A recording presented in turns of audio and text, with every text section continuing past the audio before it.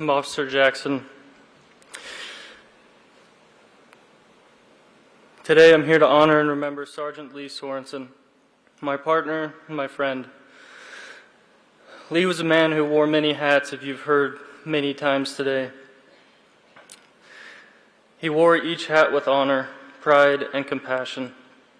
He loved serving our community with the titles of police officer, sergeant, medical examiner, EMT, EMS instructor, peer support member, bike patrol officer, FTO, and alert trainer. Beyond his work serving others, he was also a devoted husband, loving dad, caring brother, proud son, a fun uncle, and a loyal friend. Each of these roles shows the kind of man he was to support and to love. Lee never just carried a title, he lived it fully with his whole heart. I recently went through fire school. As I was on Lee's crew, I had to come to him and say, hey, I need a couple hours here and there so that I can get this done. He, without hesitation, said, we'll make it work. Lee then sat me down one night after I got out of class and told me the story about when he tried sitting through fire classes. He said after about an hour on the first day, he realized he was already certified as a law enforcement officer and didn't need to sit through this class right now. That was Lee, always quick with a joke, but behind the humor was a lesson. Know who you are, take full pride in it. He was proud to serve the citizens of Tremonton-Garland as an officer. One moment that sits with me and always will happened just last month on July 20th. I was having a rough day and Lee could see it. Somehow, always, he found me. He would come and find me wherever I was. It didn't matter. It was like he had a beacon that could send it right to me or Buckley or Eric.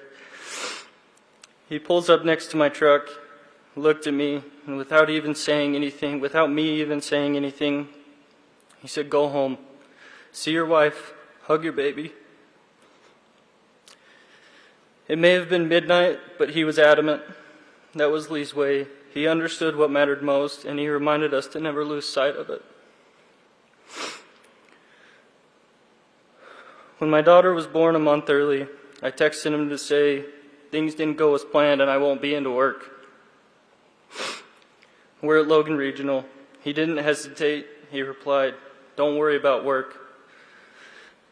A couple hours later, sitting in the hospital room, a nervous nurse walked into the hospital room and said, there's a cop outside for you?